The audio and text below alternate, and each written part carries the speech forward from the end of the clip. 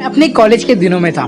मुझे उस समय के पल बहुत अच्छी तरह से याद है, मगर ये स्टूपिड लड़का कभी उस पल को समझ ही नहीं पाया, उनकी कदर कर ही नहीं पाया। क्योंकि जब मेरे सर थे, इन्वायरमेंट के सर थे, उन्होंने बहुत ही अच्छे तरीके से मुझे ही नहीं बाकी के सारे बच्चों को बहुत अच्छी तरीके से समझाया।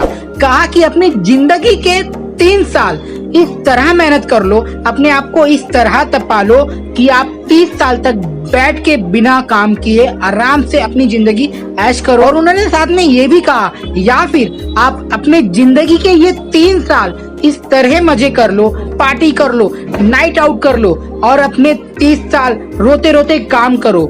और ये बात है ना, मुझे अब जाके पता चली, यार काश मैं उनकी उन बातों को मान लिया होता तो शायद मेरी जिंदगी में आज कुछ अच्छा होता। अब जो मैं रात के 2 बजे तक या 3 बजे तक जो भी अपनी YouTube के वीडियो को एडिट करता हूँ ना, जब मुझे पता चलता है कि यार ये मेरे जो अभी के जो स्टार्टिंग की जो मेहनत है, मैं आगे इसका फल मुझे जरूर मिलेगा।